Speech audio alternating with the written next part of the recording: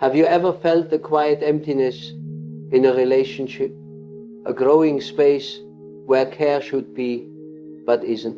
And by the end of this, you'll know exactly how to spot that void and, more importantly, what to do about it. We are wired for connection. It's a fundamental human need, as crucial as air or water. But in our deep desire to belong, we sometimes cling to bonds that were never designed to support our weight. The painful reality is that not everyone in our life has the capacity or the will to offer the genuine care we deserve. And often we misinterpret their lack of investment as a problem we can solve, a test we can pass. You don't need a dramatic, fiery ending to see the truth. The evidence is usually in the quiet, consistent patterns. In an age of digital chatter and surface-level likes, it's easy to confuse brief attention with deep, meaningful connection. But attention is fleeting. True connection is built on a foundation of mutual investment and regard. The key is in that word, mutual. A real bond is never a one-way street. It isn't about one person constantly pouring energy out while the other remains a passive vessel. It's a harmonious exchange. Two people choosing again and again to move toward one another with intention, curiosity, and a shared commitment to understanding. So, what are the actual markers of this mutual investment? It's being there when it's not easy or convenient. It's holding space for the small, seemingly insignificant details. The song that makes them light up, the project they were stressed over, the subtle shift in their posture when they're anxious but don't want to say it. It's not just celebrating the victories. It's standing beside them in the storms, the messy, complicated, and difficult moments. And then there's honor, the unshakable core of every lasting relationship. Honor is more than just good etiquette or polite manners.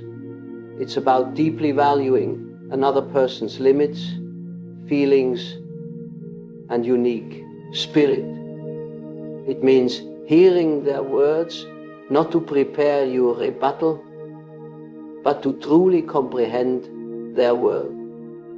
It means allowing their perspective to exist, even when it diverges from your own. Authentic connection blossoms only when both investment and honor are present.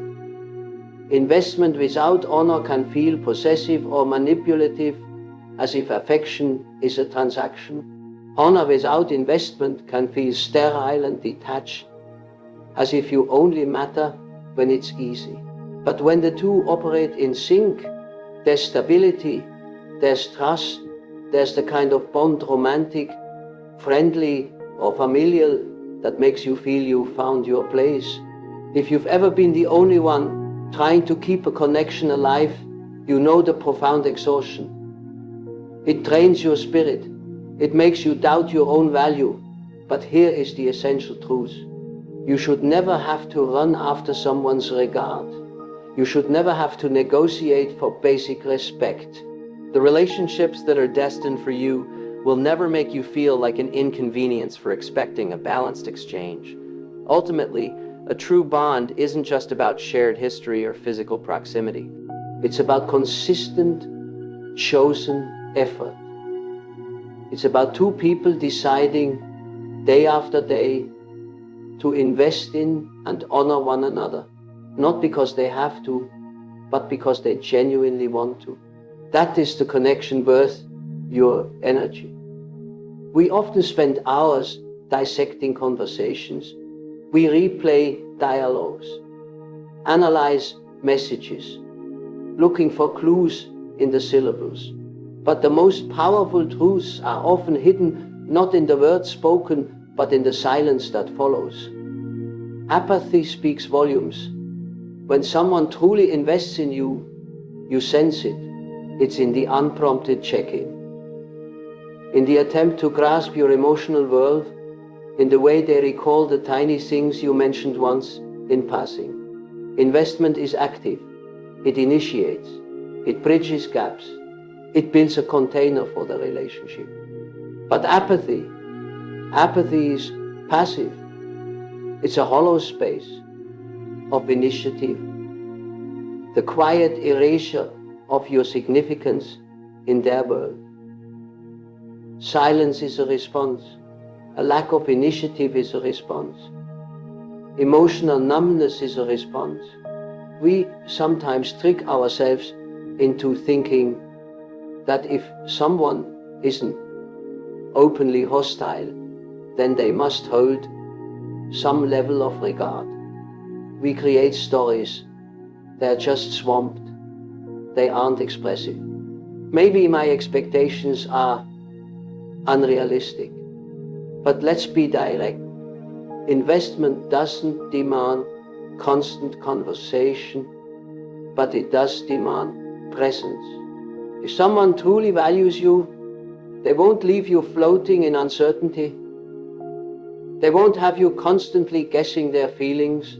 They won't make you feel like you're the sole architect of the connection, the only one carrying its weight. Apathy is the friend who never inquires about your life, even when they know you're in a tough season. It's the partner whose face glows more from a screen than from shared moments with you. It's the relative who only appears when a need arises. It's the co-worker who brushes off your contributions without consideration. It isn't always a loud explosion. Sometimes it's a slow, quiet erosion. But over time it dismantles your sense of value. It makes you wonder if you're being unreasonable, when in fact you're asking for the fundamental basics. And here is the difficult part. If someone's apathy is causing you to interrogate your own worth, it's not your worth that is the issue. It's their vision that is impaired. We must stop pursuing people who show us through their stillness that we are not a priority. We must stop justifying those who don't create a seat for us at their table. Love, friendship, respect, these are not things you plead for. They cannot survive in an environment of apathy. So notice what remains unspoken. Notice the vitality, the initiative, the presence, or the stark lack of it. Because the most powerful communication someone can offer isn't always in their vocabulary. It's in the chilling quiet that appears when you stop making all the effort. We've all been told that actions are more revealing than words, but it's not just single actions. It's the recurring, consistent habits that unveil a person's true character. Anyone can offer a pledge. Anyone can craft the perfect sentence in a charged moment. But language, no matter how poetic, is meaningless if it isn't supported by reliable conduct. Pledges are simple. They provide a temporary hope. They sound comforting and they keep people holding on. But habits require time to observe. They narrate the real story. They expose routines, what truly matters to a person, and their authentic motives. If you want to know someone's core, don't fixate on their declarations. Focus on what they do. The undeniable force of habits. A person who frequently backs out of commitments, that's not misfortune. It's a habit of being undependable. A companion who only makes contact when they require assistance, that's not a memory lapse. It's a habit of self-centeredness. A partner who says sorry for causing pain but repeats the same behavior, that's not a slip-up. It's a habit of neglect. People reveal their true selves through repetition, not through isolated incidents. A single act of generosity doesn't define someone as kind, just as one error doesn't brand them as terrible. But reliable behaviors over an extended period reveal a person's fundamental nature. Pledges versus habits. Pledges can be emotional, they feel good to receive, they make us want to have faith, they fill the gap between who a person actually is and who we hope they could be. But a pledge without action is merely a mirage. Consider the individual who constantly states, "I will improve," but remains exactly the same. Or the one who says, "You matter to me," but never demonstrates it. Those phrases might offer temporary comfort, but if the conduct is unchanged, the pledge was just a story. Pay attention to the trajectory, not the justification. Why we overlook habits? The most challenging aspect of accepting someone's habits is that it compels us to confront the actual situation. And sometimes the actual situation is painful. We want to believe in transformation. We want to cling to their possibility. We tell ourselves narratives. It was a mistake. They will evolve. Perhaps I just need to be more understanding. But potential is not a guarantee, and it's definitely not a habit. The reality is, we don't need to be cryptographers of human behavior. We don't need to overthink or hunt for secret messages in their speech. The answer is always in their reliable, repeated actions. When someone reveals their character to you, trust that revelation. It's a tough lesson, but a vital one. People will consistently show you their essence. Your task is to trust that display the first time, not after the 10th chance, not after they've hurt you one time too many, not when you're depleted from trying to rationalize their behavior. Trust them when their conduct doesn't align with their language. Trust them when their habits tell a contradictory tale to their pledges. Trust them when they reliably demonstrate that they don't honor, appreciate, or prioritize you. Because in the final analysis, a person's genuine character isn't located in their declarations of intent. It's in what they actually do, again and again. Final thought: if you find yourself perpetually hoping for a different result, it's because you're disregarding the habit. And if you're disregarding the habit, you're selecting the pledge over the reality. Stop listening to people's speeches. Start observing their habits. Because habits are the undeniable truth. We exist in a society that frequently deceives us into thinking that our value is external, something that can be quantified by the amount of attention, affection, or approval we get from others. We turn to relationships, social circles, and external validation to inform us of our significance. But here is the reality. Your inherent worth is not determined by how much another person prizes you. It never was. It's simple to fall into the snare of gauging our value through the perceptions of others. When someone cherishes us, we feel important. When someone overlooks us, we feel invisible. When a friend picks another, we feel disposable.